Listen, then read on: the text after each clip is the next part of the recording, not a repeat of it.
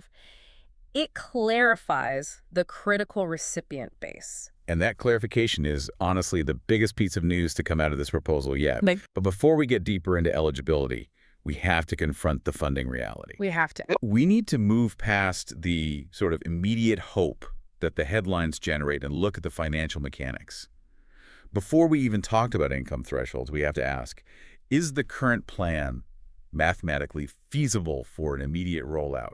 Or does it require some significant financial engineering? Because that's where the numbers get extremely complicated. It absolutely forces us to analyze the stark difference between a political proposal that relies on these massive future revenue projections and the immediate financial reality of a multi-hundred-billion-dollar distribution. Right. The sources are very specific that the funding source is tariffs. And if the money isn't there right now, today, the government has to employ a very specific type of financial strategy to bridge that gap. We have to dissect that revenue stream against the potential cost and do it rigorously. Okay, let's do that. Let's unpack this, starting with the initial announcement, just so we can understand how this idea has evolved. This whole concept really exploded with the first post, which talked about a dividend of at least $2,000 a person. The initial, very broad caveat was that it would be paid to everyone, but explicitly, not including high-income people.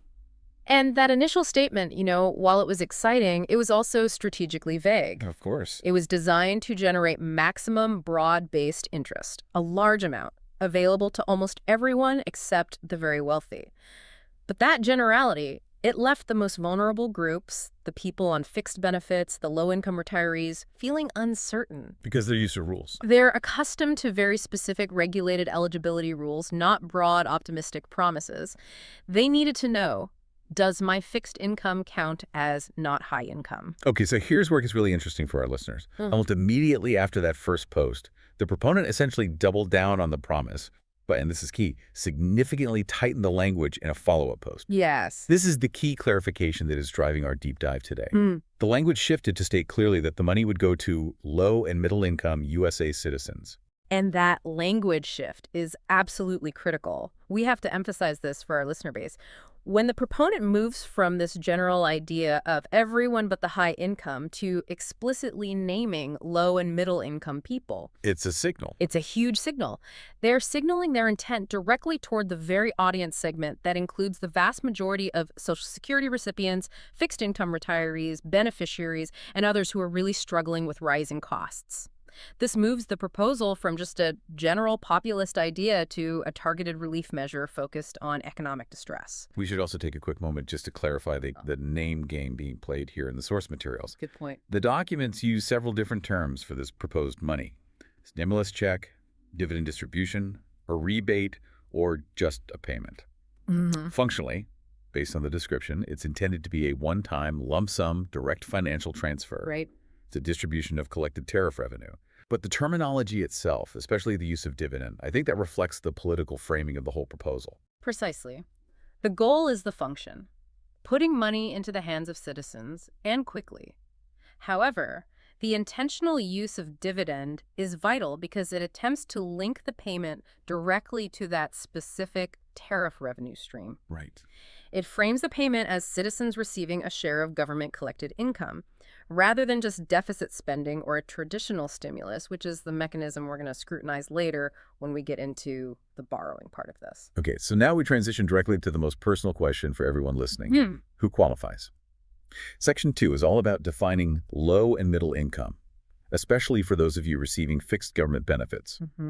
The source confirms that the primary factor used to distribute previous large federal payments, and the anticipated factor here is simply income. That's the most straightforward and, frankly, the fastest metric for the government to use. Income is the central metric because it's the simplest and most verifiable for a rapid federal distribution. The IRS already has those records.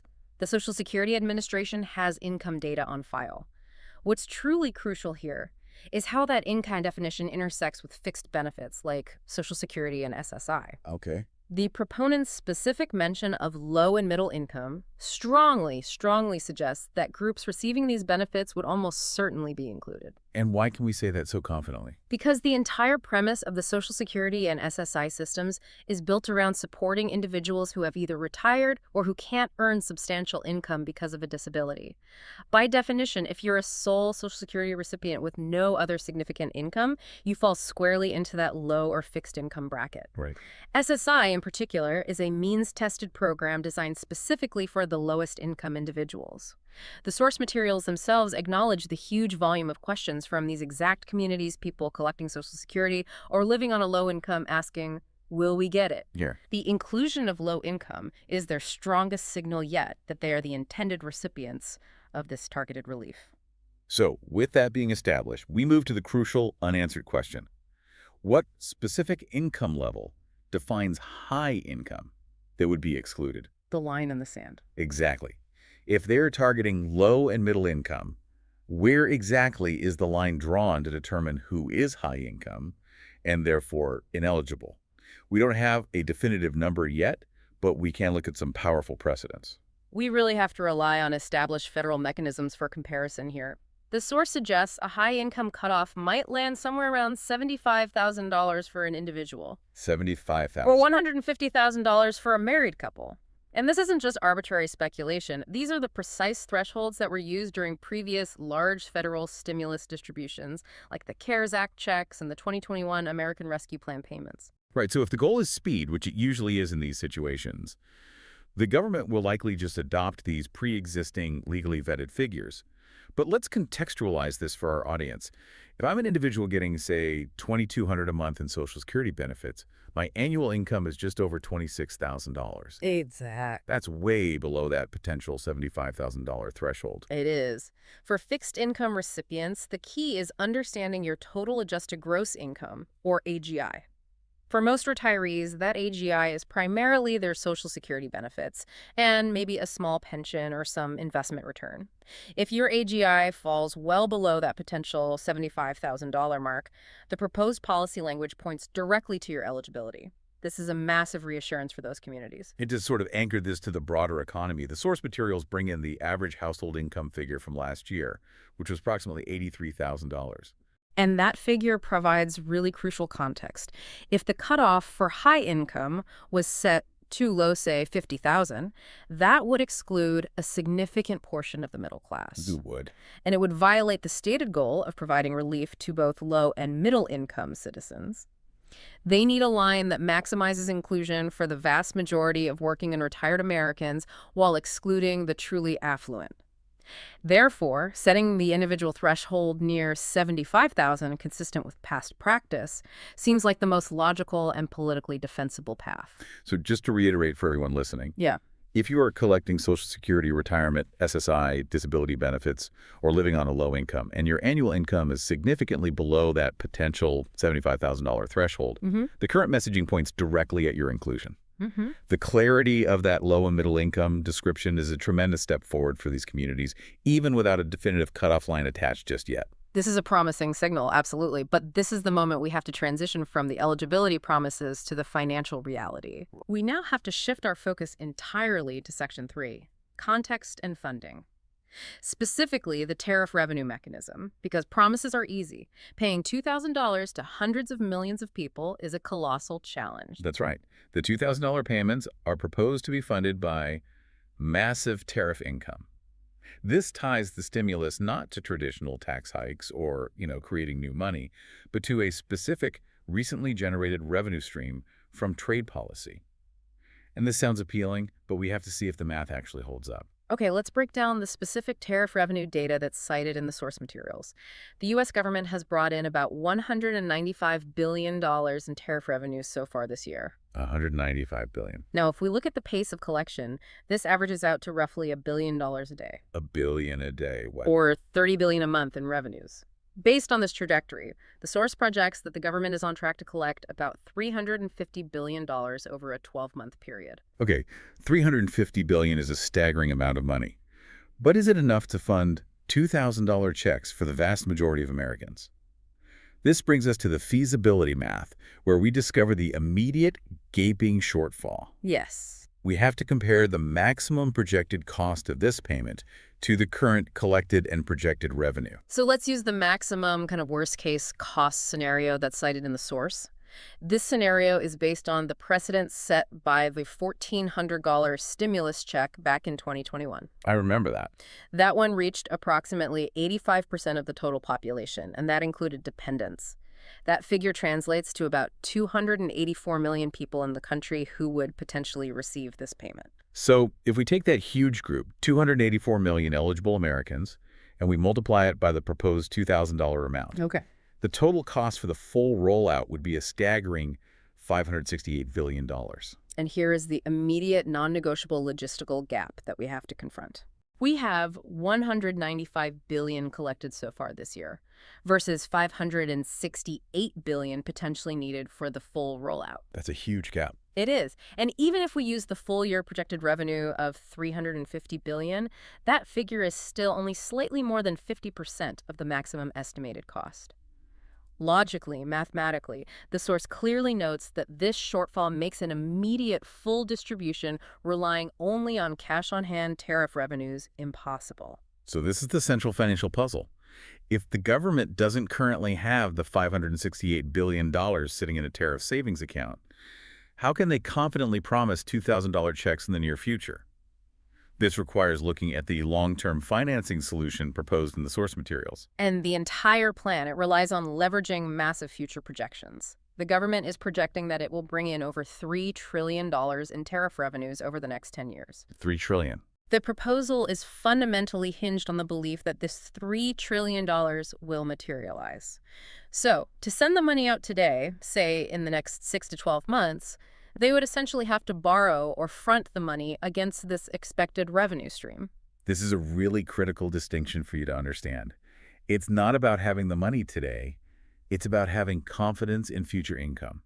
It's sort of like taking out a mortgage on a new house. Analogy. You don't have the $400,000 today, but the bank lends it to you because they are confident you'll earn enough salary over the next 30 years to pay it back. Exactly. The source clarifies that this borrowing mechanism means the cost of the payment, even if it came down to a more conservative $400 billion, which is still a massive amount, is a small fraction of that projected $3 trillion in 10-year tariff income.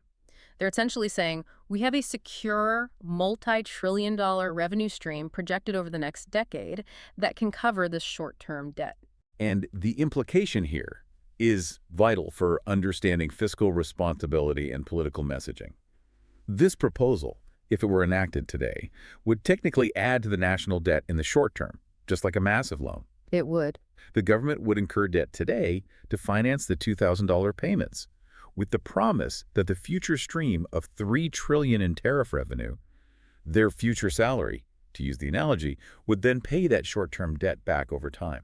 This is, standard governmental financing, borrowing against predictable revenue, but it's crucial for listeners to understand that the payment isn't necessarily debt-free at the moment of issue. It requires a high level of confidence in sustained economic conditions and, frankly, political stability over the next decade to guarantee that that $3 trillion flows in as expected. Right. If that $3 trillion forecast is flawed, the entire financial proposition begins to wobble. So we've established the money isn't immediately available, and that the payment relies entirely on a massive 10-year revenue commitment.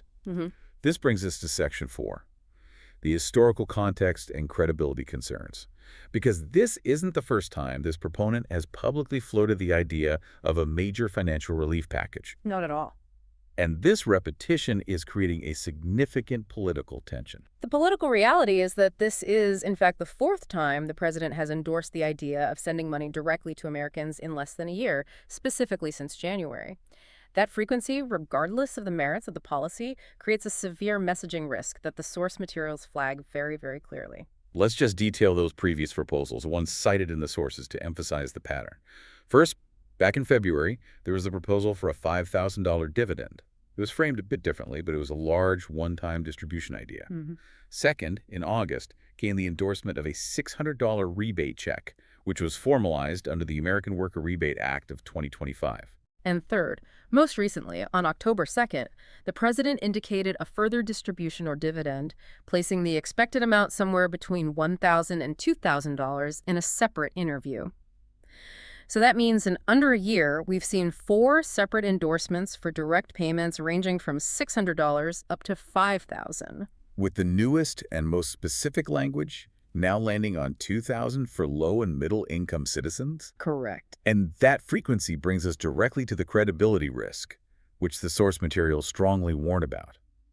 The messaging is, it's undeniably powerful and incredibly exciting, especially for those who are financially struggling. Of course. The very low and fixed income people we're discussing today who desperately need relief. And the source describes the political risk clearly and bluntly. If the administration does not follow through on this promise, after repeating the idea 4 times, it is described as a really, really bad idea and a bad messaging campaign. This isn't an attack on the policy itself, but a critique of the political strategy.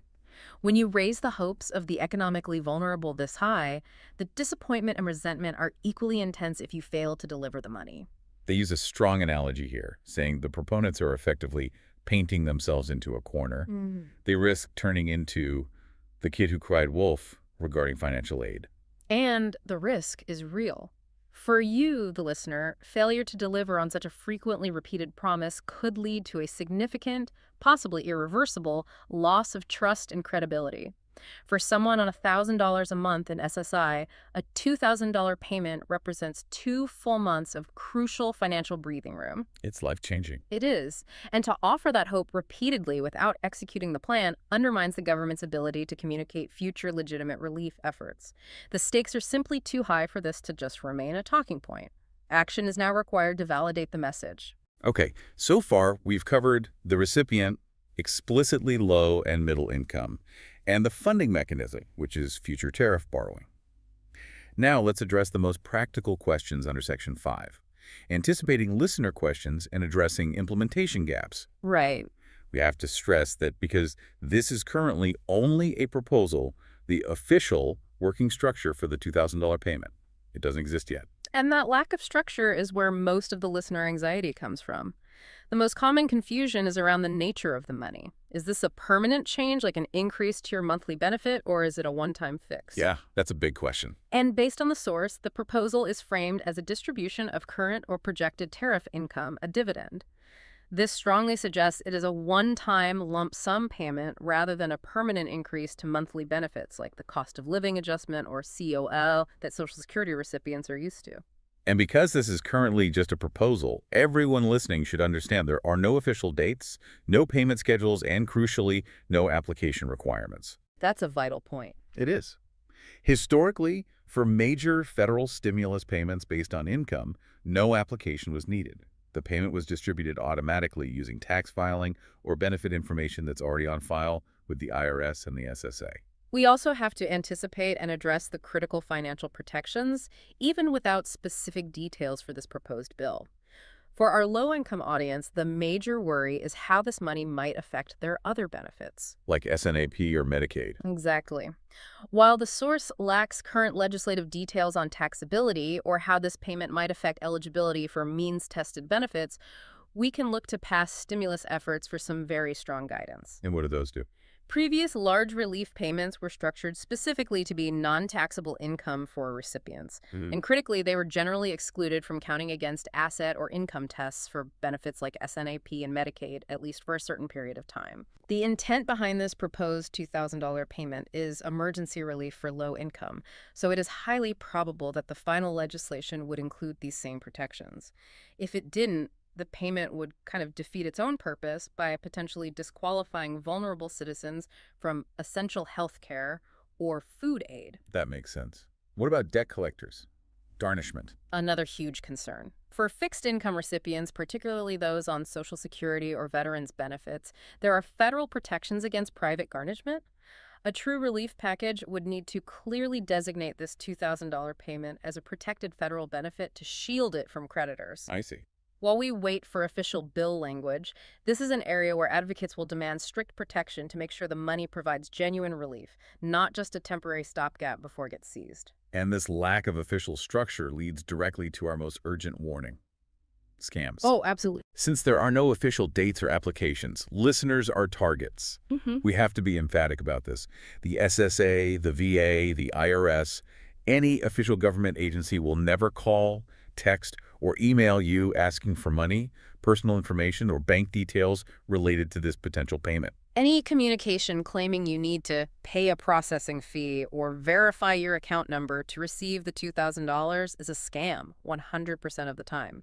The only trustworthy sources for information will be official letters sent to your address or verified secure government websites like the My Social Security portal. So be vigilant. Use those portals for official updates when they arrive, and just hang up on suspicious calls. And report them. And report anything that feels like a scam immediately. If and when a structure is established, details on payment dates, methods like direct deposit, paper checks, direct express cards, and those protections against garnishment will all be released. But for now, we're in a holding pattern. We are. So we've established that the funding mechanism relies on borrowing against future tariff revenue. Now let's tackle a fascinating secondary claim under Section 6. Broader insight. The politically powerful promise of paying down the national debt. Right. The secondary claim made in the proponent's post was that any money left over after sending out the $2,000 payments would be spent to pay down the national debt. And this is a bold and, I would argue, an optimistic claim, especially when we go back to that massive gap in the numbers we established earlier. It's a $568 billion cost. Exactly. We estimated a potential maximum cost of $568 billion for the full rollout. Given that the current yearly projection for tariff collection is only $350 billion, and the government has to borrow to fund the difference, the suggestion that there will be money left over seems mathematically difficult, bordering on impossible based on current collections. So how does the claim even exist? How can they say that? Well, this claim only works if the cost is significantly less than that $568 billion maximum estimate. This would happen if the high-income cutoff is set extremely low, which would reduce the number of eligible recipients far below that 85% participation we saw in prior stimulus programs. So, for example, if the government were to limit the payments strictly to those on Social Security, SSI, and the truly low-income bracket, a far smaller, though still large, group, the total cost might drop to, say, $300 billion.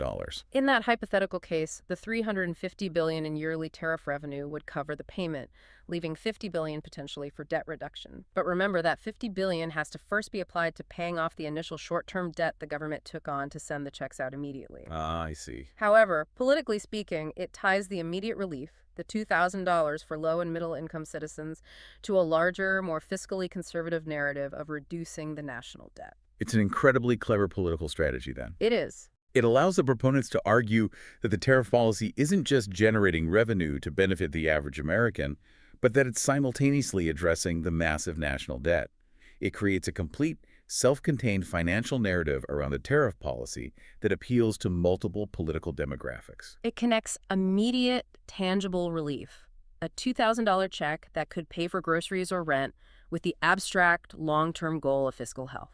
It makes the tariff policy sound like a universal win. But, as we established, the success of the entire mechanism hinges on that $3 trillion 10-year projection. This deep dive has covered some significant ground. From clarifying the specific target audience, low and middle-income, fixed-income recipients, to breaking down this complex, multi-trillion-dollar funding mechanism that relies on borrowing against future projections. Let's summarize the core facts we established today for everyone listening. First, the proposal is for a substantial $2,000 dividend payment. Second, the target is now explicitly low and middle income USA citizens, which strongly signals inclusion for Social Security, SSI, and disability recipients who are urgently seeking relief. Third, the funding relies entirely on future tariff revenues, which requires short-term debt financing today to send the payments out, with the plan to pay that debt back using projected revenue over the next decade. And fourth, this is the fourth time this idea of a direct payment has been endorsed since January, creating exceptionally high public expectations that must now be met with action. And a $2,000 payment could provide essential breathing room for basic necessities, bills, housing, or just living with dignity for those struggling with the current economic climate. That is precisely why the need for clarity, financial protection, and swift follow-through is so critically important to millions of households. We are committed to tracking this proposal every step of the way. But let's leave you with one final provocative thought. It's based on the financial analysis we performed today, and it ties directly into the complexity of this whole proposal. Okay. We've seen that the proposed financial mechanism relies on anticipating three trillion in tariff revenue over the next decade.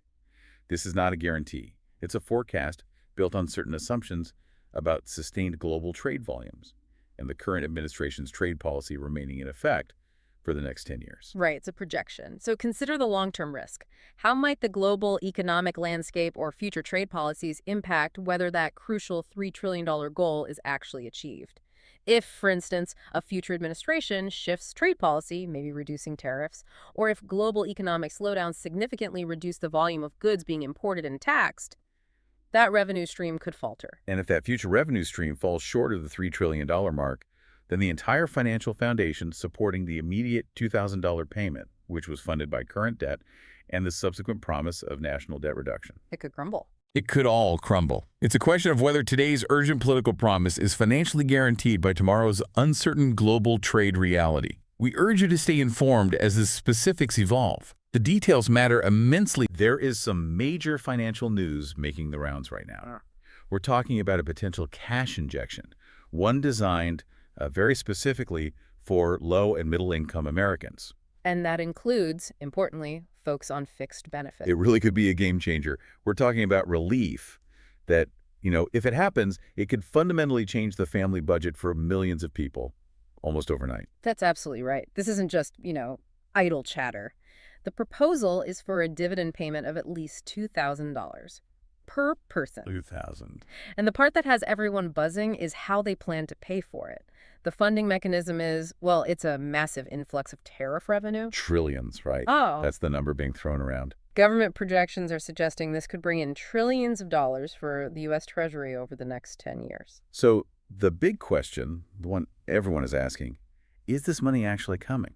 Is it another political promise that just, fades away? And who qualifies? Exactly. Who qualifies? This is so important, especially if you rely on a fixed income. I'm talking about Social Security, SSI, SSDI.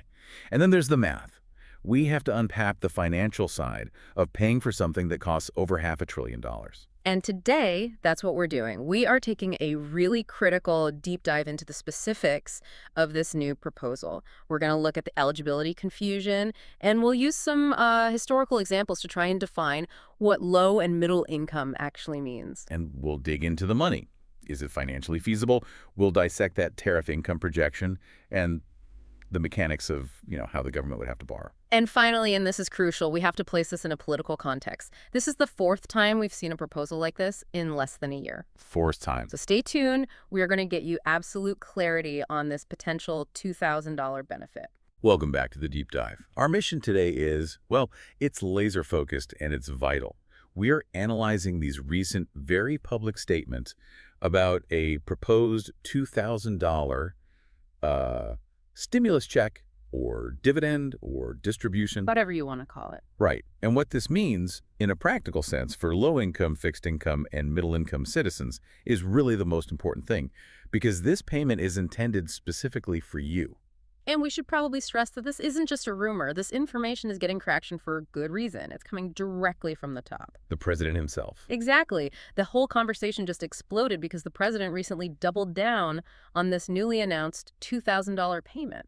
But the first announcement was a little confusing. It was very confusing. The initial post mentioned a dividend of at least $2,000 a person, not including high-income people, will be paid to everyone. And that phrase, paid to everyone, that's what caused all the immediate confusion. Right. Does everyone mean every single citizen? Is this some kind of universal basic income? The questions just started flying. But then they put out a clarification. It came just a day later. And, it was critical because it really refined the focus. It did. The next post narrowed down the audience.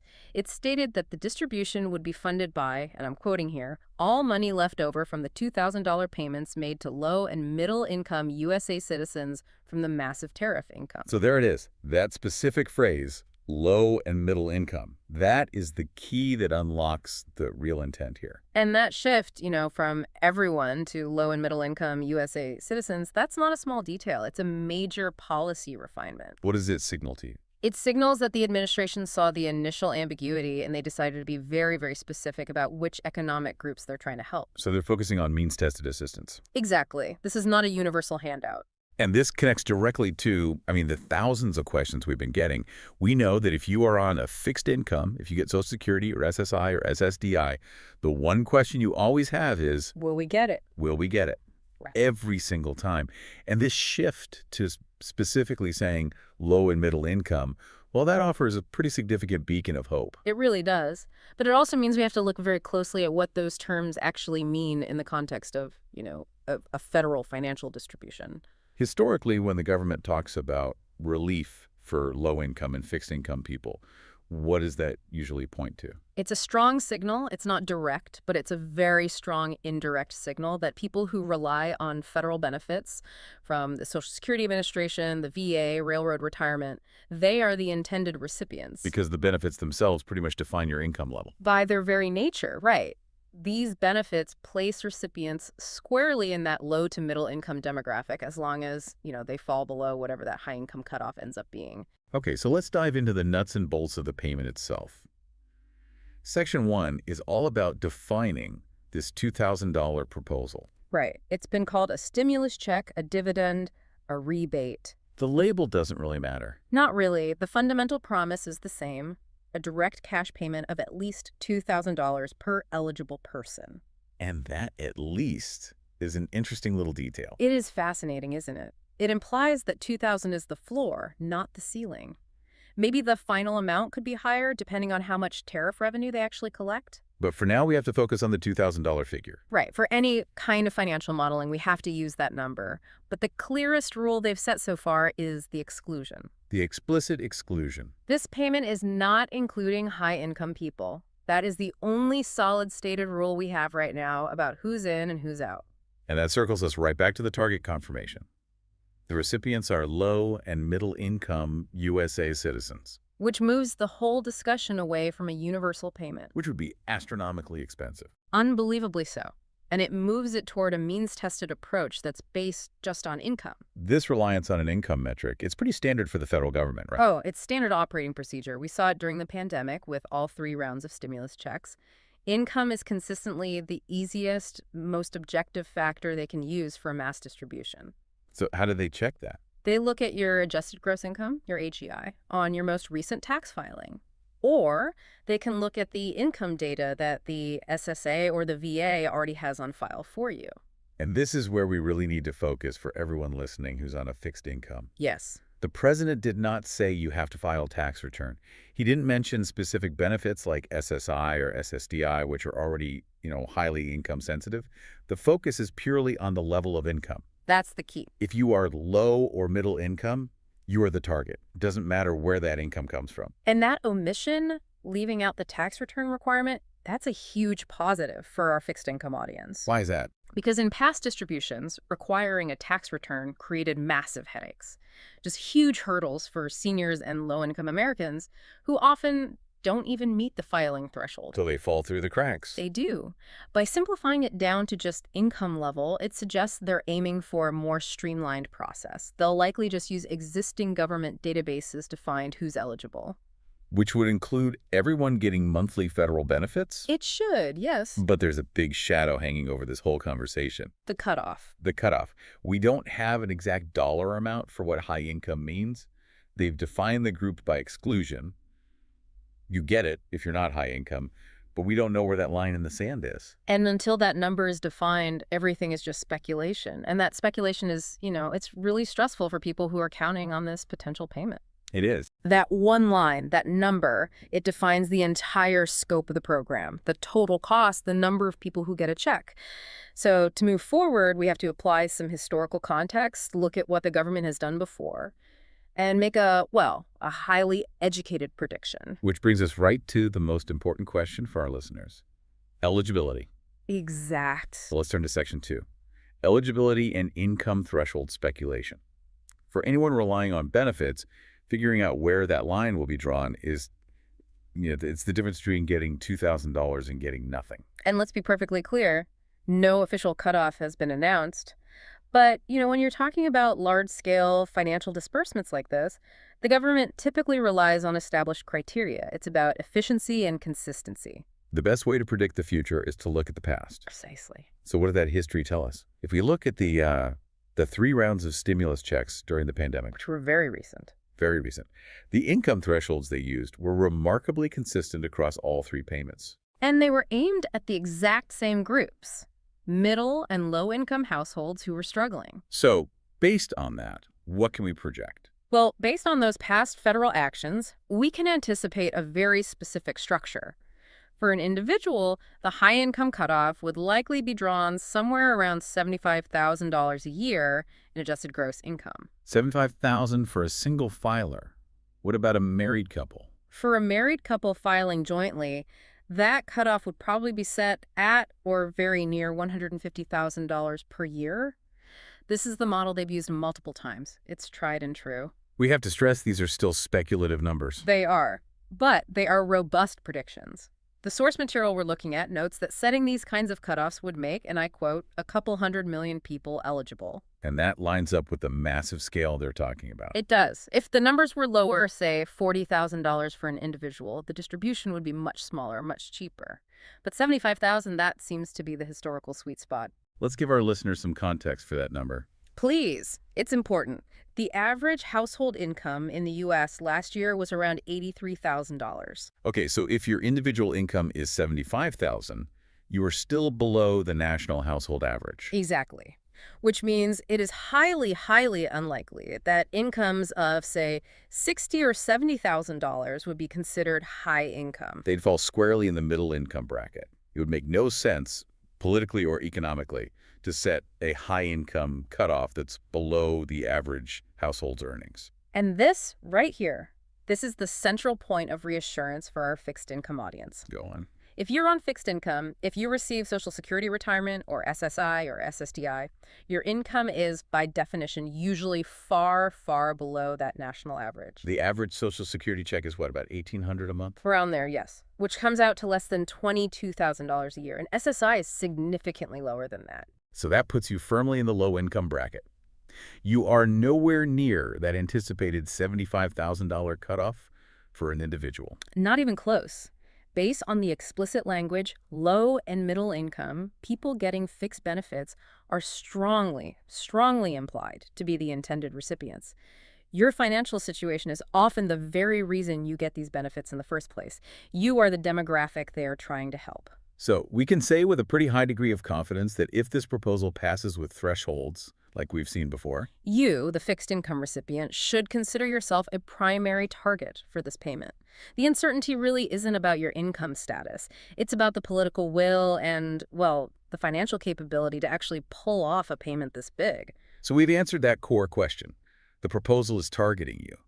But none of it matters if the government can't actually pay for it. And that brings us to the most complex and, frankly, contentious part of this deep dive. The financial engine. Section 3.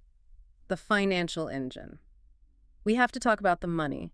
Specifically, how they plan to fund these $2,000 payments using massive tariff income. This is the really new part of the plan. It's what separates it from past stimulus ideas. It's new and, you could argue, pretty risky. Let's start with the numbers, because the numbers we have are just staggering. They are. The U.S. has brought in about $195 billion in tariff revenues just so far this year. $195 billion. To put that in perspective, revenues are averaging about $1 billion a day. $1 billion a day. Or roughly $30 billion a month flowing into the U.S. Treasury just from tariffs. And if that pace continues, if it's sustained, the U.S. is on track to bring in about $350 billion over a full 12-month period. But the political math they're using is even bigger than that. Much bigger. They're using long-term projections. The government is apparently expecting over $3 trillion in tariff revenues over the next 10 years. $3 trillion. That's a massive figure. But let's compare it to the immediate cost of this plan. We have to. So we need to figure out the total price tag. To do that, we need to estimate how many people would be eligible. And for that, we can look back at a historical metric. The last big one, the $1,400 stimulus check, went out about 5.5 years ago. And it reached about 85% of the population. Right. That historical benchmark accounted for about 284 million people in the country who got a check. and that includes dependents who qualified. So even if this new low and middle income definition excludes some high earners, 284 million is still a really solid high-end estimate. It's the maximum number of people who might get a $2,000 payment. So let's do the math. We take that maximum estimate, 284 million people. We multiply that by the proposed $2,000. And you get a colossal number. $568 billion. That's what the government would need to finance the full distribution. And here is the immediate, unavoidable mathematical problem. The snag. The snag. If we look at the cash flow right now, the current annual projection for tariff revenue is $350 billion. Okay, so $350 billion in a year, but they need $568 billion. Right. $350 billion is only about 61% of what they need for a full immediate distribution. And even worse, they've only collected $195 billion so far this year. So if they wanted to send the checks today, they are short by over $370 billion. Logically, mathematically, based on the current balance sheet, the money is simply not there. It's not sitting in an account waiting to be sent out. So they can't fund it with cash on hand. No.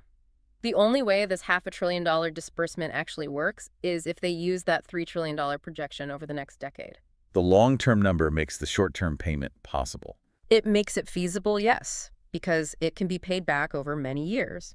And the mechanism to do that, to make a payment today when the cash isn't there, is what's known in government finance as borrowing against future revenue. Okay, let's unpack that phrase, borrowing against future revenue. It's a crucial detail. It sounds a bit like free money, but it's not. It is definitely not free money. It means the government has to issue new treasury bonds. Essentially, they have to take out a loan for the full $568 billion that they need today. So they take out this huge loan. Precisely. They take out the loan today, they send out the $2,000 payments, and then they dedicate the future incoming tariff revenue, that $30 billion a month, to paying off the interest and the principal of that $500 billion loan over time. So the immediate implication here is that this distribution would be financed by adding the full cost to the national debt today. Yes. The debt increases by over $500 billion right now. And then the future tariff revenues are earmarked to pay down that specific piece of the debt over the next 10 years. It's a cash flow mechanism, not a cash reserve mechanism. And this brings up some serious economic friction, doesn't it? The whole idea of tariffs is controversial. It's very controversial. Tariffs are taxes on imported goods. When the government charges a tariff on, say, imported steel or electronics, who actually pays that tax? The consumer, usually. It's usually the importer, who then passes that cost directly along to the American consumer through higher prices. That's a critical point. The opposition will definitely raise this. If the funding for this $2,000 dividend is tariffs, doesn't that mean that low and middle income Americans are basically paying for it themselves? Through higher prices at the store. Right. The money isn't coming out of thin air. It's being redirected from consumer spending. That is the central legitimate critique of this financing model. You're creating an invisible tax that could push up the cost of living, which is the very thing this dividend is supposed to help with. It's a political tightrope. Give a direct check that's funded by an indirect tax. A very tricky tightrope. And beyond that, you also have to question how stable that $3 trillion projection is. That assumes nothing changes for 10 years. It assumes global trade relations, current tariff levels, everything stays stable for a full decade. If trade agreements change, there's a global recession. If our trading partners retaliate with their own tariffs. That $3 trillion projection could just evaporate. It could. And the debt they use to fund the $568 billion payment, that remains. So it's a risky financial move. It's very risky. The ability to point to a specific revenue stream, the tariffs gives the proposal a lot of political strength. It looks like it's self-financing. But the economic reality is that relying on that future volatile revenue stream creates a lot of long-term fiscal instability. And let's not forget the final twist in all this. The president also suggested that after sending out the $2,000 payments, there would still be money left over from the tariffs to pay down the national debt. Which is a huge claim. That implies one of two things. Either they think that $3 trillion projection is actually conservative and the tariffs will bring in way more than they need for the payout. Or they expect the actual cost of the distribution to be much lower than our $568 billion estimate.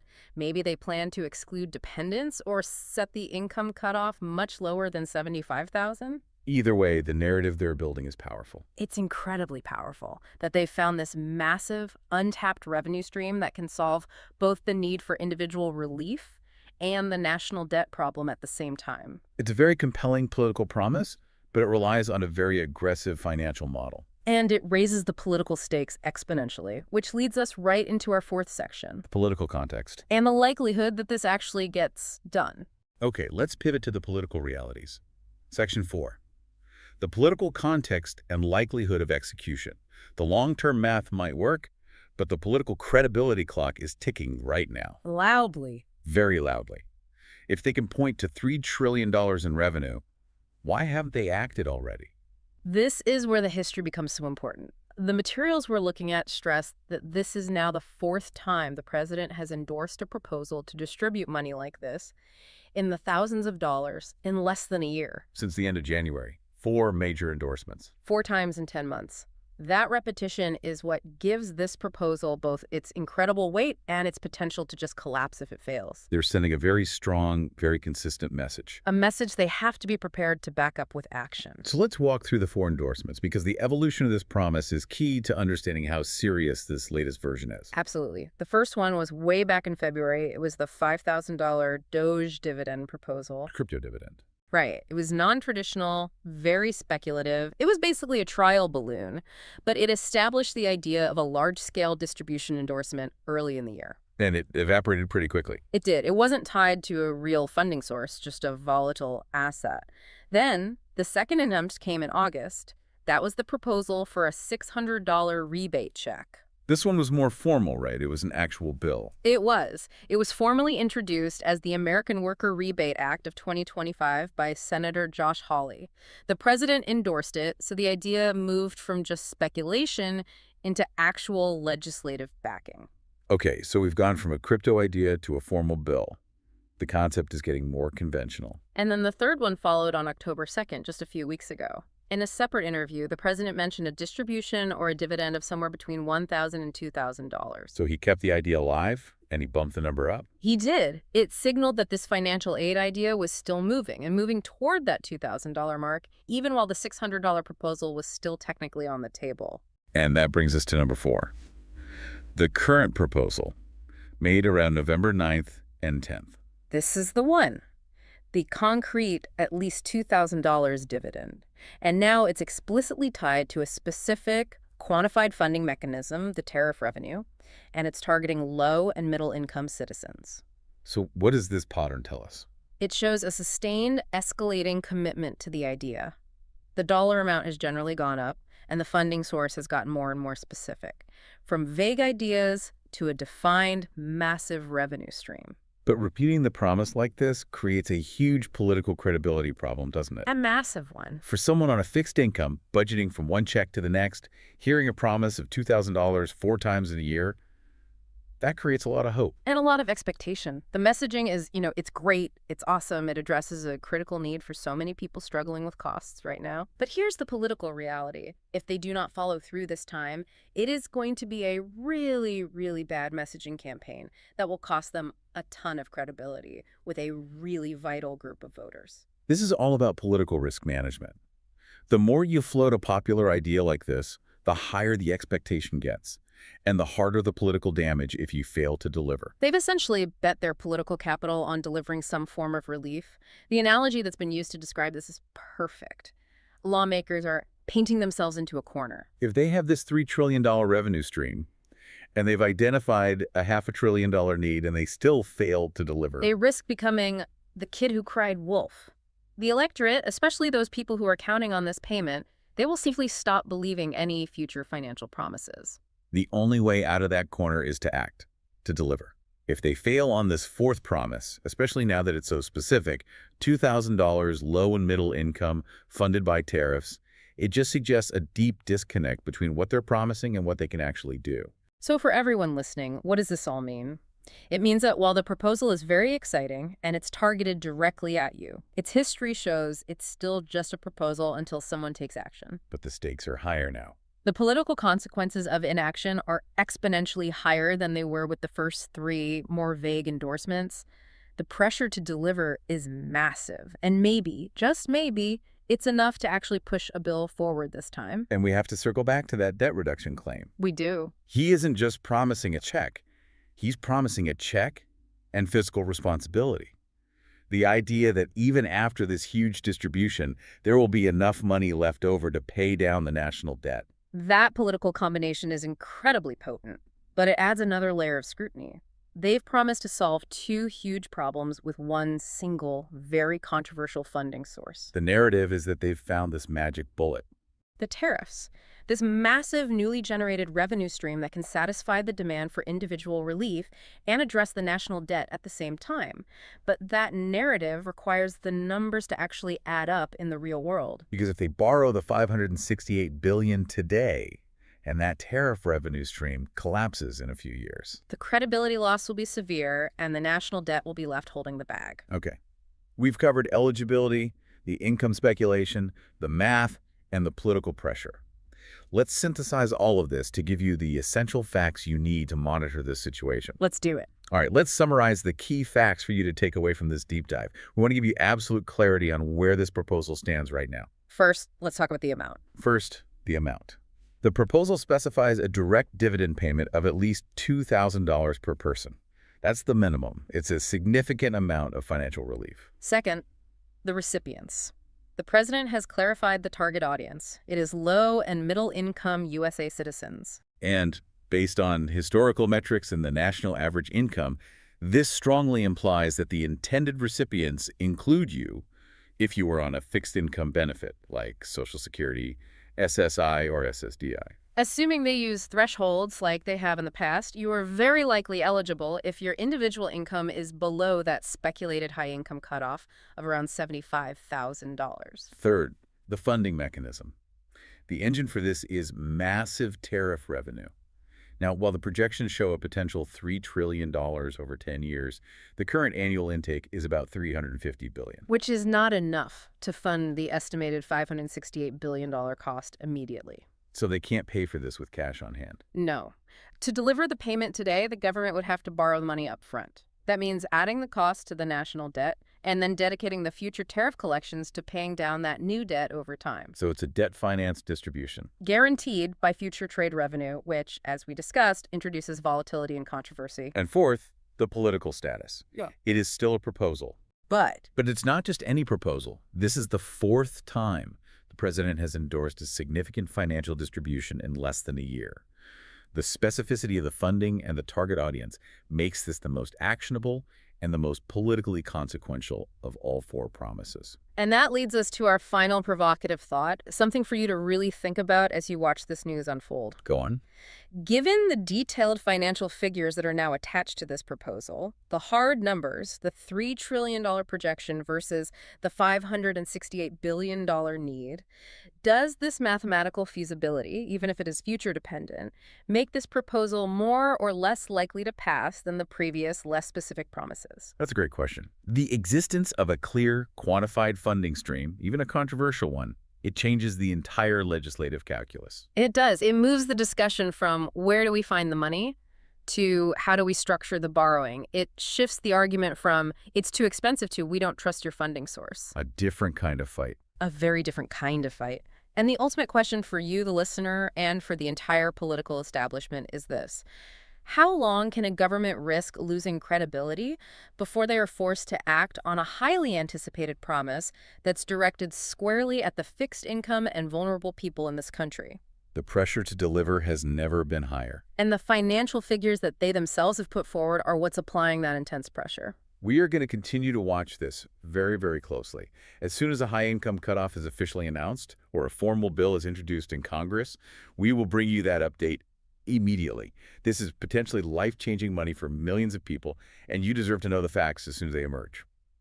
Thank you for joining. The deep dive begins today with a massive financial update, and this one is coming directly from the White House. It's It's a pretty urgent one. Very urgent. The timeline is incredibly short on this. We're talking about a potential $2,000 or maybe even more stimulus dividend payment. That's what they're calling it. The dividend, yeah. And if this gets enacted, it could offer just, significant breathing room for your household budget. Real-world breathing room. Especially if you rely on a fixed income like Social Security, SSI, or, disability benefits. For sure. Multiple high-profile administration officials have gone public on this. It's not just a rumor. Right. They're confirming their absolute commitment to delivering this money. And they claim, and this is the key part, they claim they've found a way to fund these $2,000 checks without tapping into the national debt. They're pointing to a very specific source, tariff revenue. So today, we're going to unpack the 5 critical pieces of evidence. We'll analyze the intense political pressure that is now building to make this payment a reality. And we'll get into who qualifies based on what we know from these initial proposals. This is what we know right now, and here's why this potential financial help matters to you, the learner. Let's get into it. Welcome to the Deep Dive, where we really try to cut through all the noise and just deliver the essential knowledge you need to stay ahead. And our sources have been, they've been stacking up fast, really just over the last 48 hours. It's been a coordinated message, hasn't it? From the highest levels of government. It demands our immediate attention. It really does. So the focus today is this major proposed financial relief, this potential $2,000 payment that the administration is very consistently calling a dividend payment. And that's the first thing I want to zero in on, that word. The language, yeah. What's central to this whole deep dive is the sheer intensity of it all. The immediacy of the news. That's it. We are not dealing with some vague policy paper or a political wish list that gets debated for months and then disappears. No, this feels different. Very different. The sources are so clear that the level of public commitment, from these really high-profile officials, spanning policy, finance, communications, All of them. that's the most defining feature of this proposal right now. This is a deliberate, synchronized administrative push. And that signals a very firm intention to follow through. That coordination, it tells us something really crucial about their intent, right? Yeah. So let's start by defining exactly what we're looking at here. Let's clarify that term they're using. The dividend. Why are they calling it a dividend payment instead of, traditional stimulus or a rebate? What does that conceptual difference actually imply for our audience? That is, I think, a deeply fascinating and very intentional choice of language. It has to be. Oh, absolutely. It reflects a desire to separate this financial relief effort from everything we've seen in the past. Historically, you hear stimulus payment, and you think, okay, that's debt financed. Right. Money being printed to inject into the economy, adding to the deficit. Exactly. And a rebate usually refers to money you get back from taxes you've already paid. It's tied to your tax filing.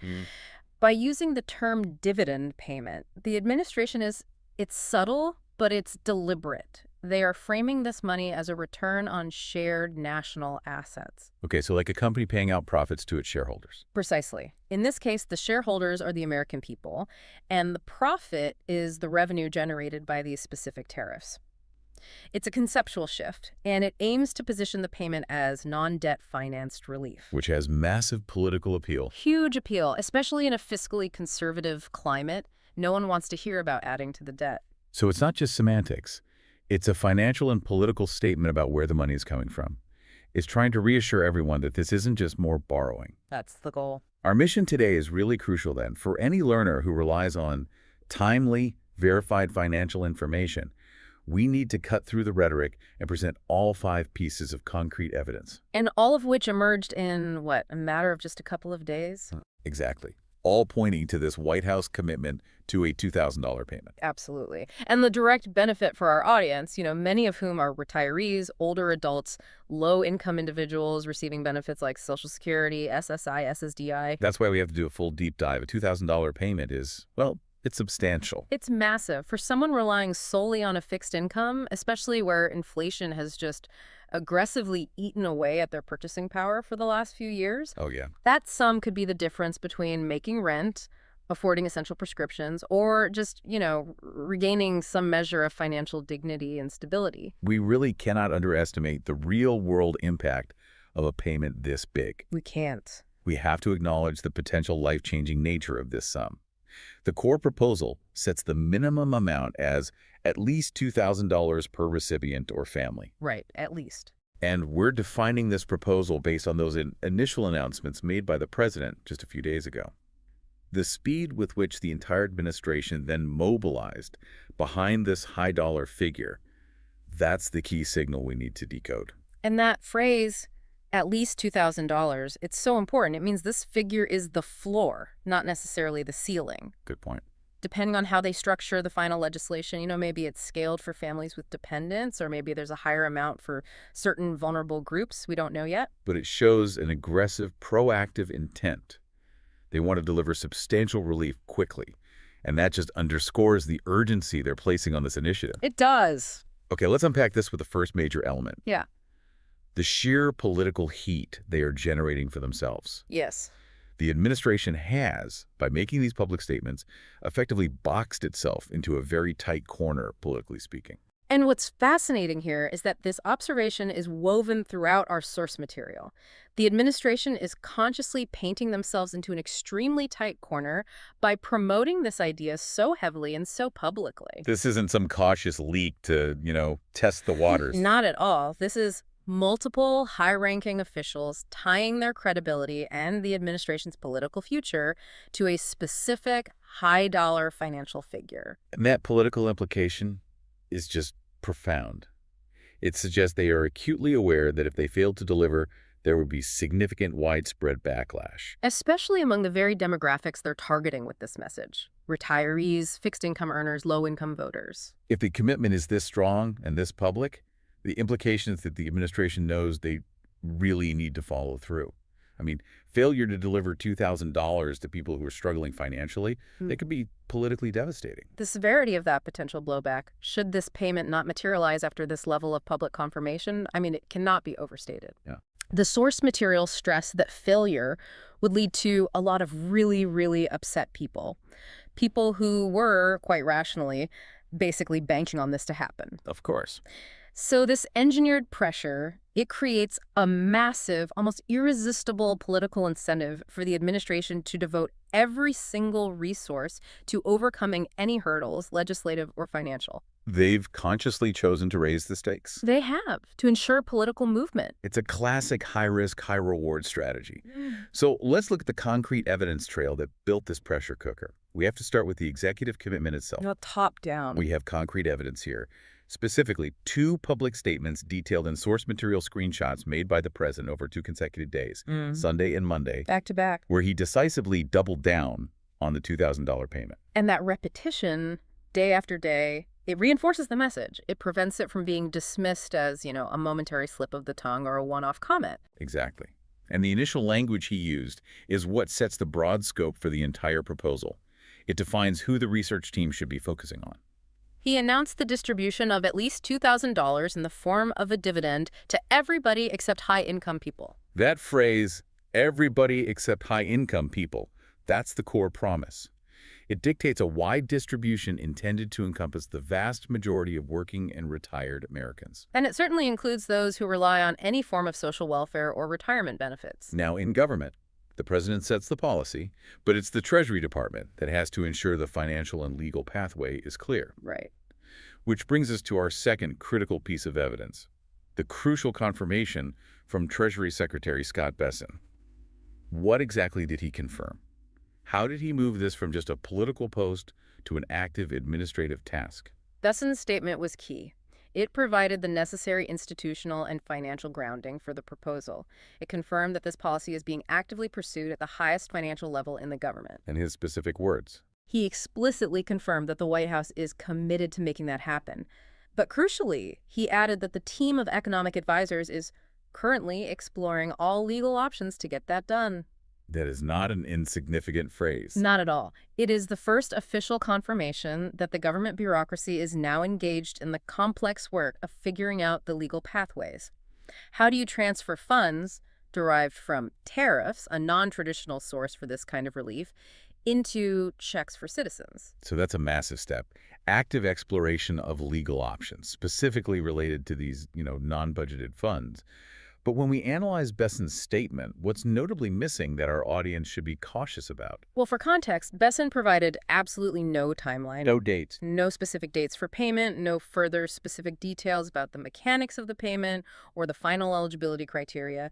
He only offered the strong commitment itself. He was acting as that high-level assurance that the policy goal is non-negotiable within the administration. So the absence of a timeline means the process is still fluid. Completely. It's dependent entirely on the success of that legal exploration and, of course, legislative action. Okay, so if Besson gave us the policy commitment and the legal directive, then the administration needs someone to figure out the how. The nitty-gritty. And more specifically, whether this whole tariff funding model is even financially viable.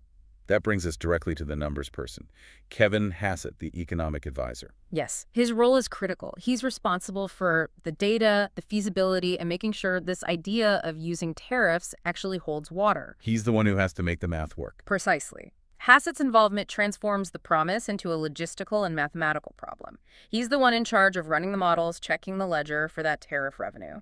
And what did he confirm? He confirmed that his immediate task is to study the matter and get the numbers straight. He said he is actively studying the matter and getting the numbers straight to provide the president with all the choices he needs to decide on how to execute the payment. That's a very transparent confirmation that the proposal is now fully in the technical, implementation and feasibility review phase. It is. It signals the administration is treating this as a serious, calculable policy, not just a talking point. The coordination is powerful. Yeah. You have the president initiating the commitment, the Treasury Secretary backing the legal review, and the economic advisor actively calculating the numbers. That level of synchronized messaging, it strongly signals seriousness. And to complete the picture of this high-profile commitment, we have the fourth data point. Reinforcement from the administration's public face. Press Secretary Caroline Leavitt. What did she add? She also spoke out, indicating the administration's ongoing unified commitment to the $2,000 distribution. So this synchronization across the political, the financial, and the communications departments, it just reinforces the gravity and the coordination of the promise. Yeah, when all four of those key players are speaking the same language about the same high-dollar figure within just a few days. You know the policy has crossed a major internal hurdle. So if you were watching over the last few days, you saw 2 posts from the president, and you heard statements from the Treasury Secretary, the economic advisor, and the press secretary. 5 specific data points. All confirming the same major financial initiative. This is the definition of digging in, and it moves the discussion from if they want to do this to how they will legally and financially execute it, despite all that political pressure they've created for themselves. Exactly. Let's shift our focus now to the immediate practical concern for our audience. Who is this money intended for? While the president gave a pretty broad mandate, we need to delve into the specific income thresholds that are being researched right now. Okay, and we have to begin by reiterating that broad initial scope laid out by the president. Everybody except high-income people. That's the guiding star. It is. For our listeners on fixed incomes, it's essential to understand that this phrasing is intentionally inclusive. It's meant to include Social Security retirees, individuals on supplemental security income, or SSI. And those receiving Social Security Disability Insurance, SSDI. And low-income veterans receiving benefits through the VA. All of them should fall under that umbrella. Let's take a second to clearly define these groups, because the distinction is so crucial for eligibility and, protections. It is. SSI, Supplemental Security Income, that's a federal program for the aged, blind, or disabled who have very, very limited income and resources. This is the most vulnerable group when it comes to resource limits. That's a key point. Then you have SSDI, Social Security Disability Insurance, which is for those who have worked and paid into the system, similar to retirement benefits. Right, so both SSDI and SSI recipients have critical financial needs, but any one-time payment is often scrutinized very closely for how it might impact our ongoing benefit eligibility, especially for SSI. And it is for this broad audience that Kevin Hassett, the economic advisor tasked with the actual numbers, provided the first, and so far, the most specific figure regarding income thresholds. Okay, so what was that initial working figure that Hassett put forward? Hassett mentioned a $2,000 rebate that would be for families making less than, say, $100,000. Okay, say $100,000. Right. This is the first concrete household income figure we've seen publicly associated with this payment. For a significant portion of our audience, especially those receiving fixed income, that $100,000 benchmark serves as a really encouraging sign. It confirms their likely inclusion, since most fixed income recipients fall far, far below that threshold. Correct. But that $100,000 figure, it immediately flags interest. But we need to be very clear about the undecided nature of that threshold. You need to know this is not a final number. That clarification is vital, and the source material is crucial here.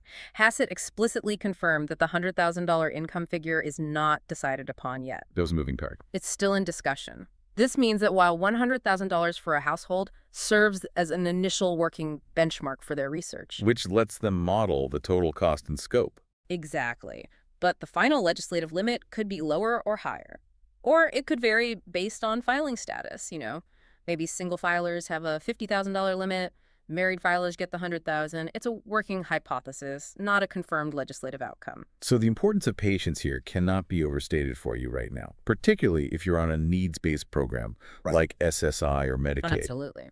While the commitment to the payment is incredibly strong, the specific eligibility criteria that affect someone receiving Social Security, SSI, SSDI, or low-income veterans, all those specific details about your benefit status, they're still being finalized and debated internally. It's all part of that exploring legal options phase. We have to delve into the technical complexity here because this is where a well-intentioned policy can create real harm if it's not legislated correctly. It's a huge potential pitfall.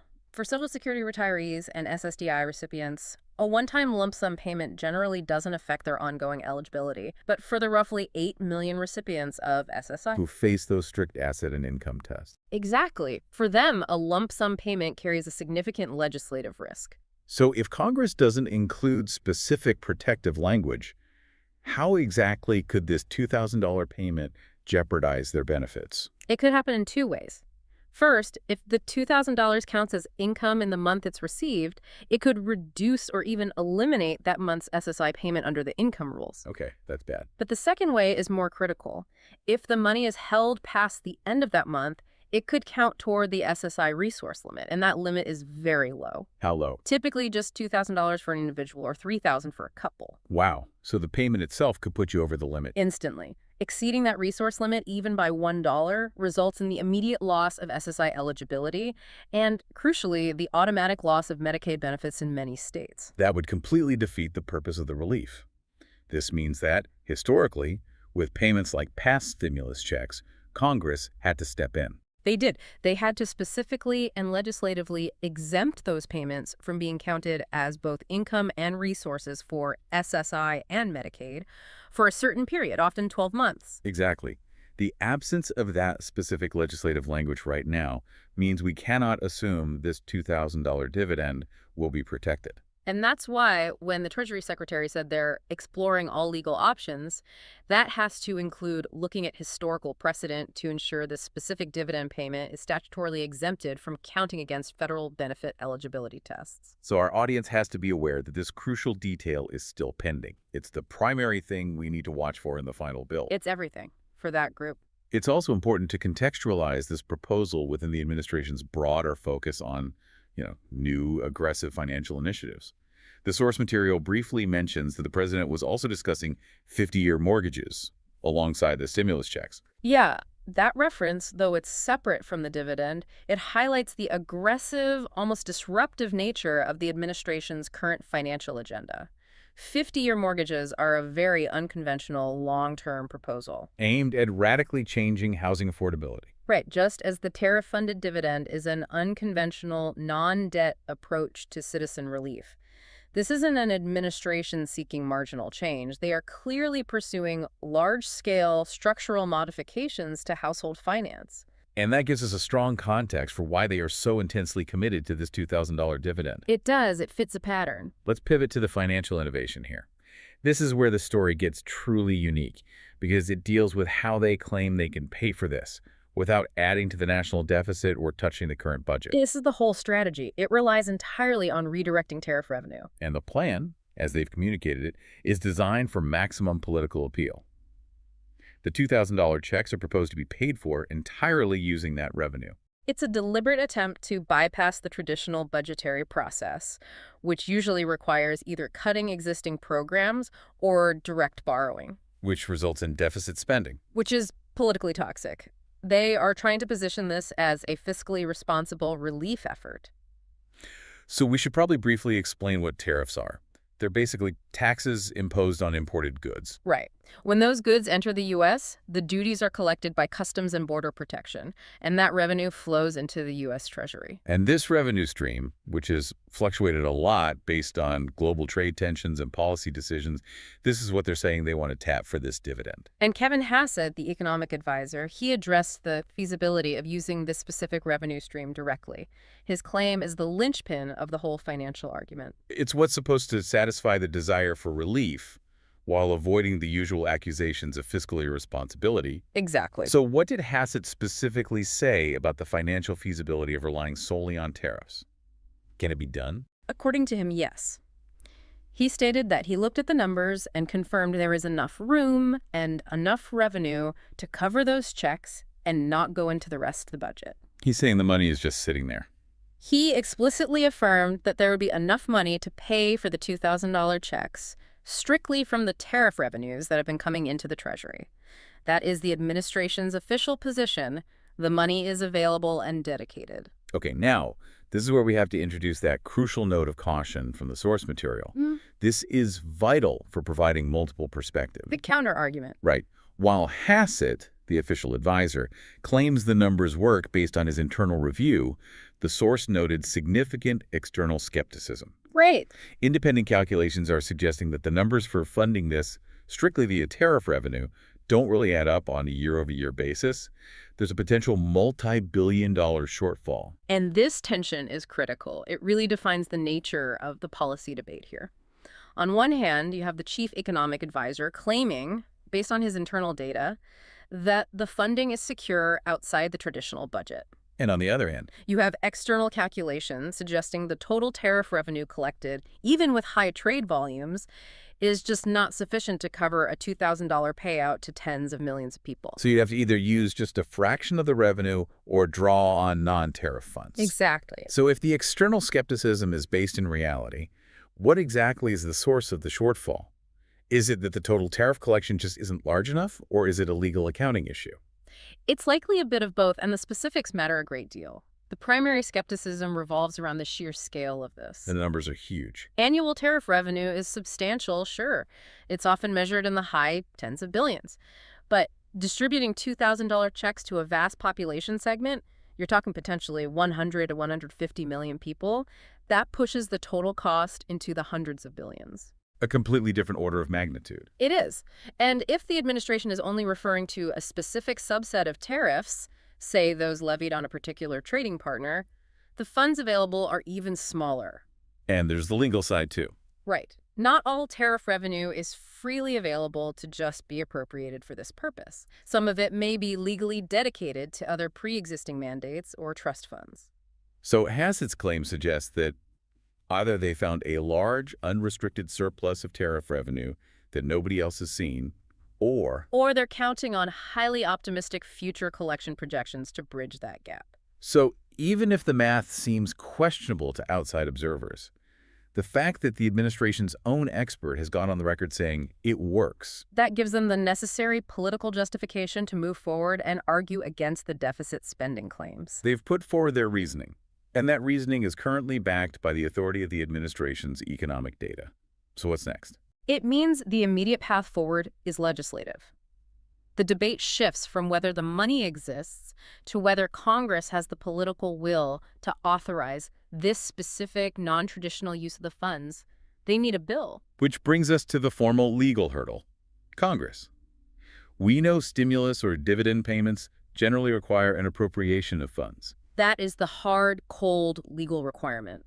Hassett confirmed this himself. He stated explicitly that the payment will require legislation. So it can't be done by presidential decree alone, like some executive order. No.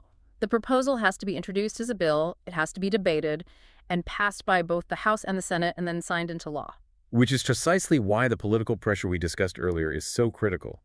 The administration needs Congress to act on their commitment. They do. However, there is an optimistic sign mentioned in the source material regarding the legislative branch's attitude. Yes, the recent information suggests that lawmakers are warming up to the idea of these $2,000 payments. That's a big deal. It is. This political momentum, fueled both by the White House's public commitment and the popular appeal of the dividend, means the proposal isn't dead on arrival in Congress. It's gaining traction. Which increases the probability of legislative action being prioritized, maybe through measures designed to expedite spending bills. And this willingness to even consider a non-debt financed relief measure suggests a potentially successful path forward. If this moves through Congress, especially if it succeeds with this tariff funding model, it will be a landmark legislative event. Oh, absolutely. It could set a major precedent for future relief efforts and how large financial programs are structured from now on. This all sounds very promising, but we have to immediately guide our audience through the practical reality, which is waiting. Yes. When people hear $2,000, they want to know how to get it right now. And the most crucial immediate guidance is tied directly to that legal process. Since this requires legislation, absolutely no action or application is needed from you, the listener, right now. Let's say that again. If Congress has not passed a bill, there is no application process. Any suggestion otherwise is either extremely premature or, most likely, fraudulent. The government will contact you if and when a bill is passed. And we also need to acknowledge the current limitations of the information available. This proposal is still in the research and legislative development phase. It is. Our audience, particularly those on fixed incomes and benefits, they have specific questions that are currently unanswerable. We have to detail what we're missing. That is so vital. Critical details that determine the real-world impact are missing because they are legislative decisions, not administrative ones. Right.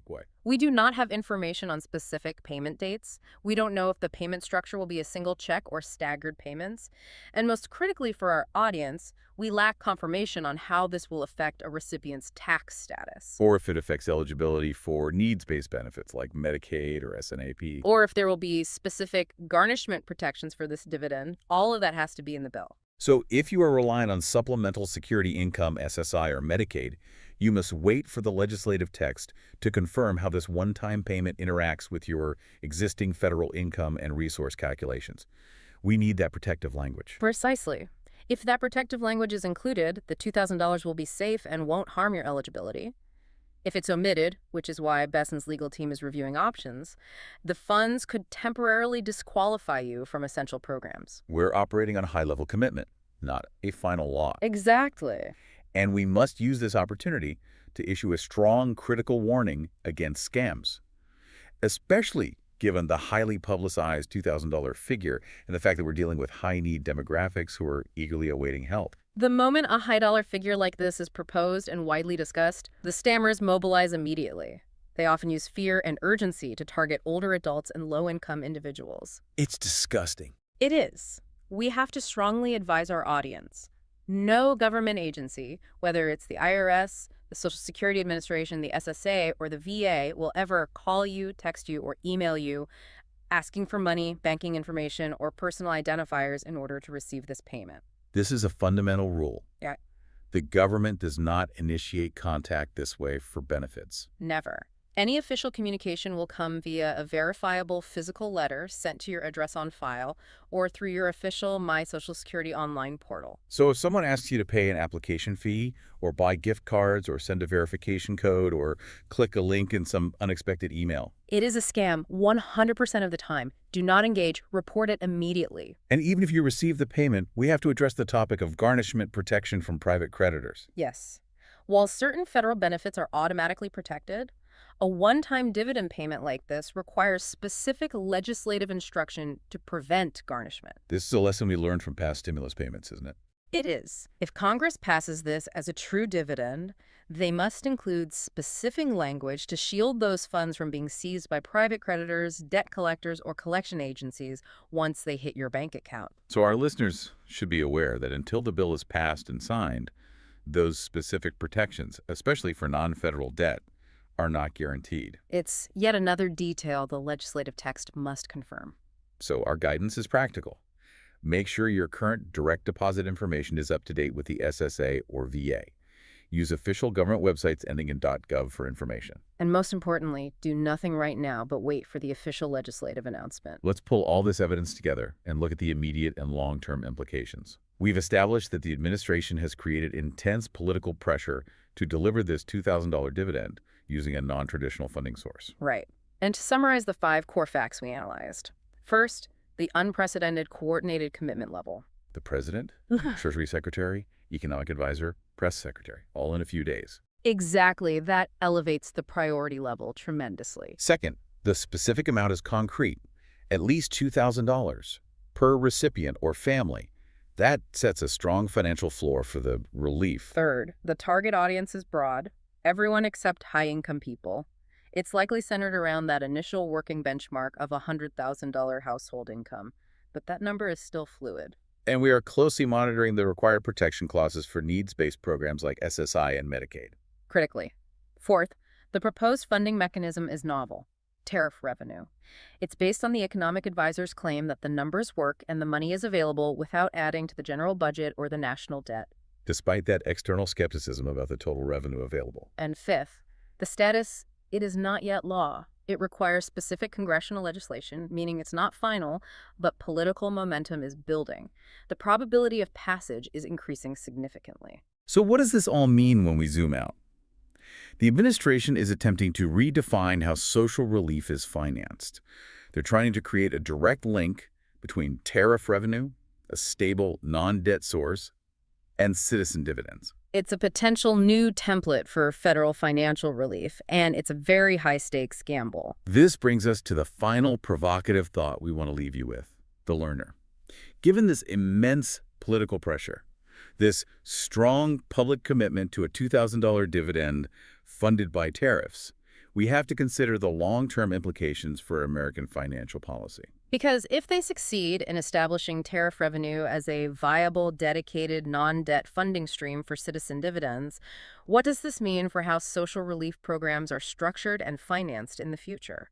We're looking at 2 major possibilities that will define the political conversation moving forward. The first is what you could call the temporary fix argument. Proponents would argue this is a politically savvy, one-time measure. It's designed to alleviate immediate inflationary pressure and secure political capital without incurring new debt. So a short-term solution.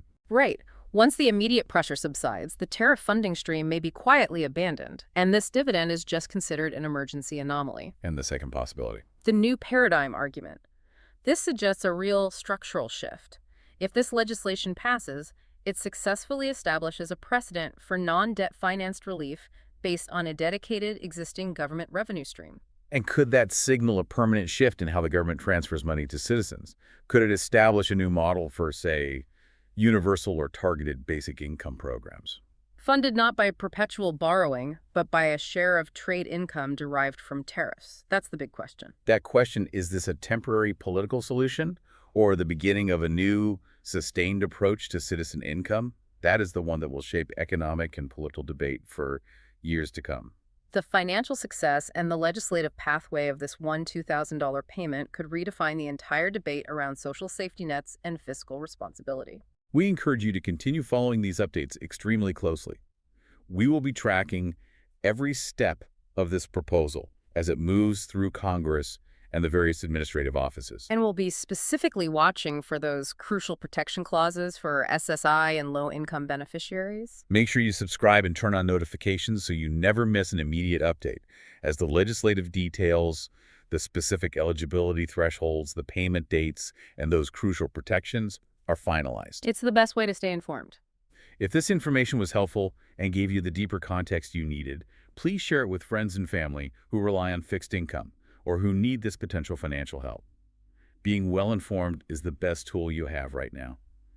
Thank you for joining us for the deep dive. Well, we're tracking some major financial news right now, and it's something that could directly affect millions of retirees, low-income households, and really anyone relying on fixed benefits. That's right. Things like Social Security, SSI, disability payments. This isn't just a rumor anymore. This has been bubbling up for a while, but now we have some solid confirmation. We do. We have confirmation coming from the Treasury Secretary himself, Scott Bassett, that a pretty significant financial distribution is on the table. Okay. We're talking about a $2,000 stimulus check or dividend, whatever they want to call it, and it is actively being discussed at the highest levels. So we're going to cut through all the noise, all the speculation that always surrounds these kinds of announcements, and just bring you the facts. Our whole focus today is, who actually qualifies? What does under $100,000 income really mean for you? And what needs to happen before any of this potential money actually hits your bank account? And if you're worried about your financial future, this deep dive is, well, it's your essential guide. We're going to stick only to the confirmed details and figure out how this potential $2,000 could give you some essential breathing room. Okay, let's unpack this. Let's do it. Welcome back to the deep dive. If you're tuning in, we know why you're here. You're probably very interested in what the government might be doing to provide some financial help. Especially if your income is fixed. Exactly. Whether that's from Social Security retirement benefits or SSI, which helps the most vulnerable, or SSDI, veteran benefits. We get it. We understand the stress of trying to manage bills and inflation when your income just doesn't change. It is incredibly difficult. And, trying to sort through the internet rumors, the headlines, the confusing jargon, it's almost impossible to find out what's actually real. Right. So our mission today is to cut through all of that noise and give you some real clarity on one specific, massive topic. The $2,000 payment. The $2,000 payment? It's being called a stimulus check, a dividend, a rebate. But, for the person getting it, it's all the same thing. Direct money to help with costs. And the reason we're doing a deep dive on this now is because this proposal, which, the president has championed before, was just confirmed as a topic of serious internal discussion by the Treasury Secretary, Scott Bessent. And that confirmation changes everything. It changes everything. It moves it from speculation to a real vetted proposal. And we didn't just read the headlines. We've gone through the core source material. We're talking about the interview clip of Secretary Bessent on Fox News where he directly addressed this. And when we say analyze, we mean we're focused on what he exactly said. Yes. Not what commentators wished he had said or how a headline spun it, just the facts. The goal is to establish what is verifiable about this potential $2,000 payment. Specifically, who are they targeting? And maybe most importantly, what are the very real legislative hurdles that have to be cleared before this money shows up for you? Our mission is simple: authoritative clarity. If we do our job right, you'll walk away feeling informed, feeling confident, and prepared for whatever the next steps are in this process. Okay, let's unpack this. Right. So let's start with the hard fact, the number that has everyone talking, the amount. The discussion that the Treasury Secretary confirmed is centered specifically on a $2,000 payment. A $2,000 payment. And as you mentioned, they're using a few different terms, stimulus check, dividend, rebate. Right. But we have to stress, for the person receiving it, it's a proposed one-time distribution of money. The goal is to help offset the relentless pressure of current living costs. And it is absolutely crucial to understand what this is and what it isn't. Yes. This is being proposed as a one-time thing, a rebate. It is not an increase to your existing Social Security benefits. That's a critical distinction. Well, you're not talking about a permanent change to the COLA calculation. This isn't a permanent boost to SSI or SSDI payments. It's relief money. It's designed to be an immediate, critical financial boost. It's what the administration keeps calling essential breathing room for people who are struggling with the cost of, everything. Food, gas, housing. And this idea of direct financial relief isn't new for this administration. It's a recurring theme. Yeah. The sources we're looking at indicate this is actually, I think they called it the fourth iteration. The fourth endorsement, yeah. The fourth endorsement the president has made about distributing money back to the people. And that's significant. It suggests a consistent philosophy here. Which is? Prioritizing direct cash to individuals over, say, complex corporate tax breaks or other interventions that might take a long time to, trickle down. And the framing around it is very deliberate, very empathetic. They talk about it in terms of, addressing financial pressures, providing dignity, offering practical help with bills. The $2,000 isn't supposed to solve everything, but it's designed to be big enough to make a real material difference. Maybe it covers a month of rent or offsets several months of inflated grocery bills. Okay, so that's the what. A $2,000 one-time payment. Now let's get to the how. How would it be funded? This brings us to probably the most complex and politically tricky part of this whole thing. It is. Secretary Besant confirmed the funding mechanism they're discussing is tariff revenues. Tariff revenues, or profit sharing from tariffs. Right. And what's fascinating here is that mechanism fundamentally changes the politics and the economics of this compared to the stimulus payments we saw before. How so? Well, the stimulus checks during the pandemic were mostly funded through massive deficit spending. The government basically borrowed trillions of dollars and added it to the national debt. Okay. Using tariff revenue, on the other hand, implies they're using money the government has already collected on goods imported into the country. It's existing revenue, not new debt.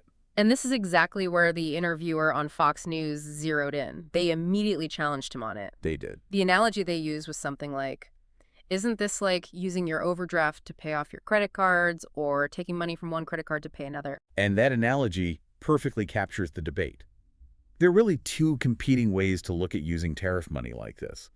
And you need to understand both of them as this moves forward. Okay, so what's the first interpretation, the skeptical one? The skeptical view, which aligns with that interviewer's question, is this.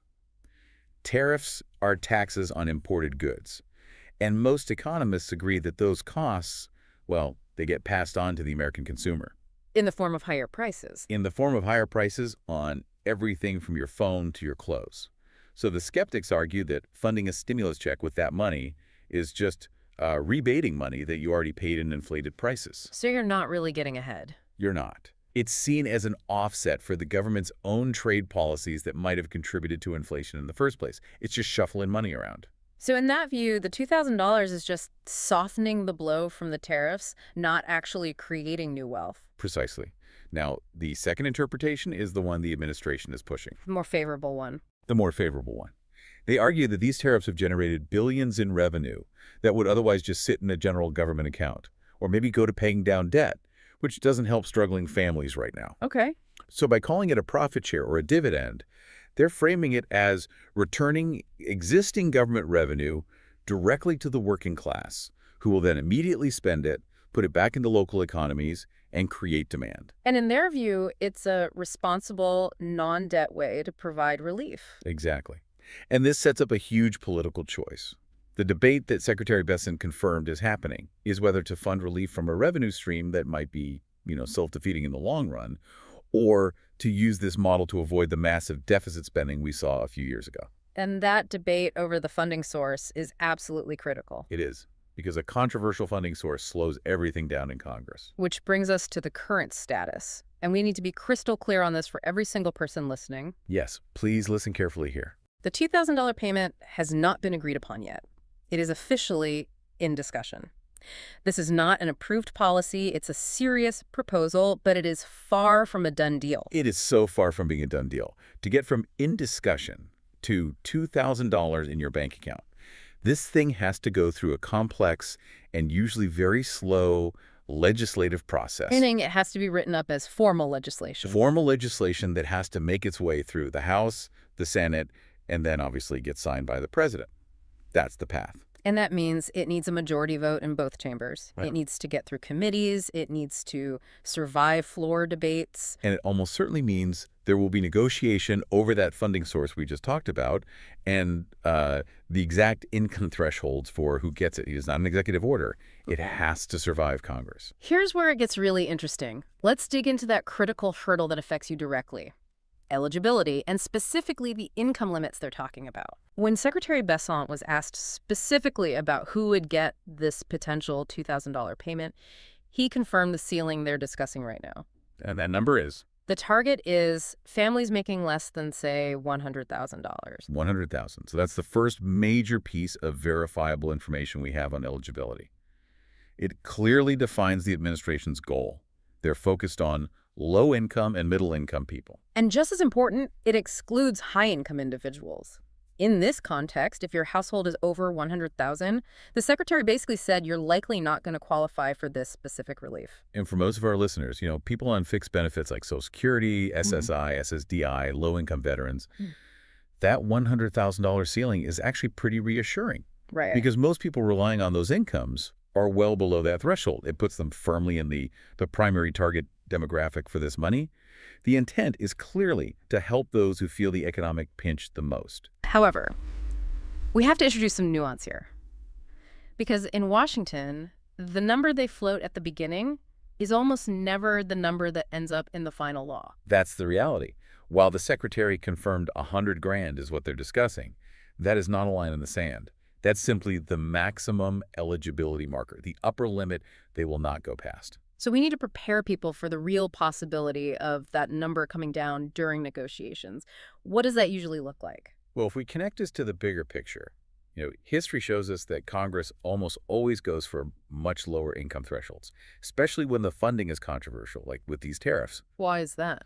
When they start writing the actual legislation and calculating the total cost, they almost always bring that number down substantially.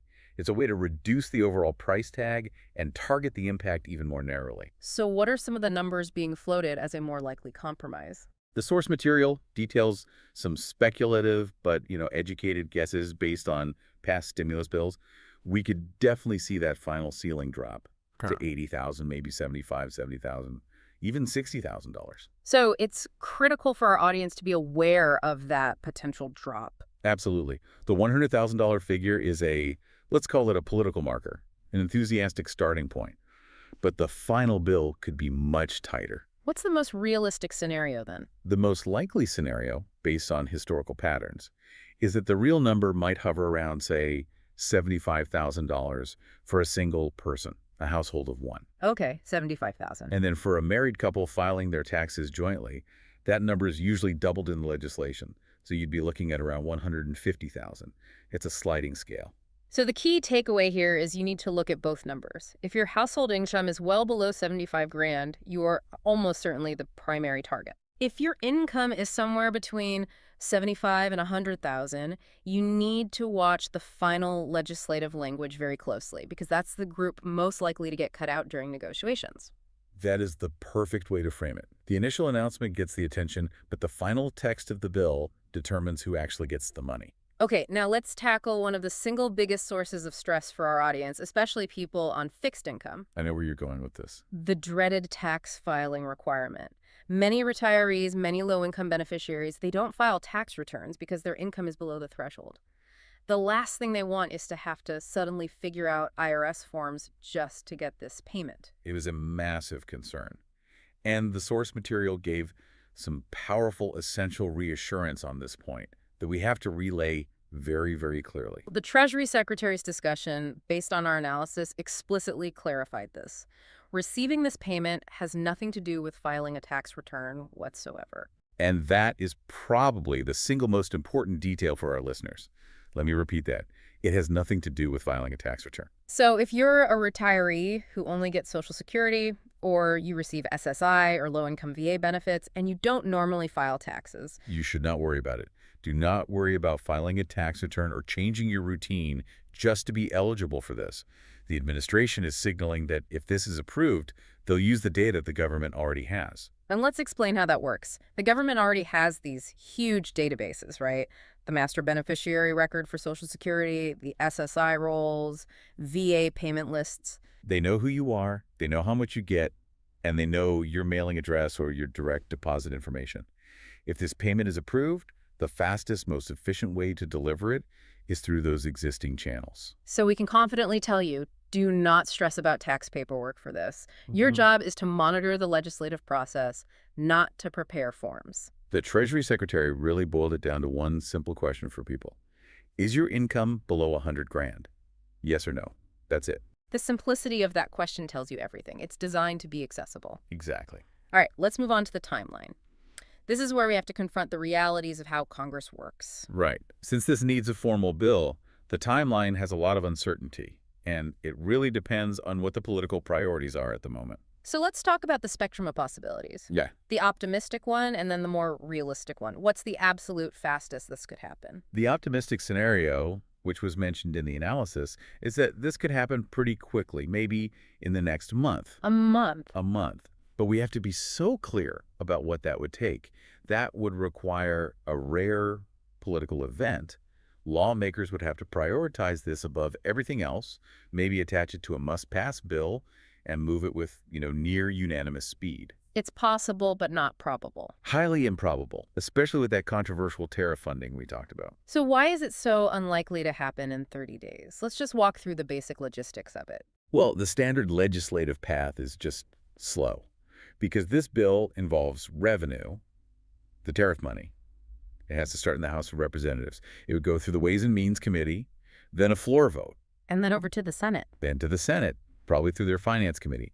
And every single one of those steps, every committee meeting, every public hearing, every day of debate on the floor, it all takes time. And that's not even counting all the recesses Congress takes. So what does that reality mean for our listeners' expectations? It means that a more realistic alternative is that it could take 3 or 4 months or, maybe even 6 months. And that delay isn't just bureaucracy, it's the time needed for the political system to actually vet the bill, debate the funding, negotiate that final income threshold. Right. Is it 100,000 or is it 75? They have to finalize all that language before the president can even sign it. The money cannot flow until that bill is passed and signed. So if you see a headline tomorrow that says this $2,000 is guaranteed in the next few weeks, that's just not consistent with the fact that it has to go through the full congressional process first. Exactly. The timeline is dictated by legislative speed, which is usually slow, not by administrative desire, which might be fast.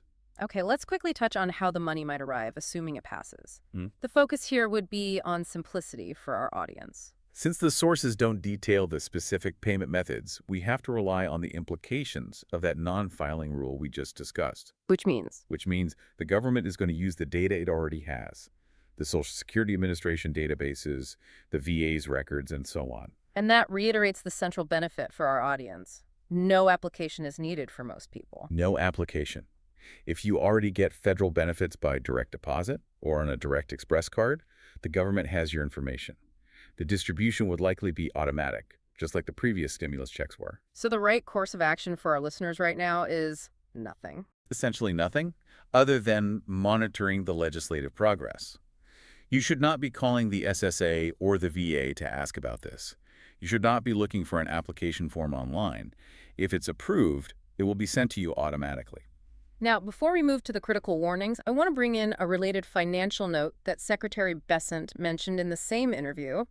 It's separate from the $2,000, but it kind of shows the administration's broader thinking. Yes, this is an important piece of context. The secretary indicated that early next year, people are going to see huge tax refunds coming in. Now, the source didn't detail why. Right. It could be tax credits or withholding changes. We don't know the specific. But it's a concurrent message of significant financial relief being aimed at the public. And it's really important to clarify the distinction here. The huge tax refund talk is separate from the $2,000 dividend proposal. The refund is part of the existing tax system. The dividend is a proposed new distribution. But taken together, they show a two-pronged strategy focused on getting direct financial relief to people, whether through the traditional tax system or through this new proposed rebate model. Okay, let's move into Section 4, critical warnings and the idea of encouraging momentum.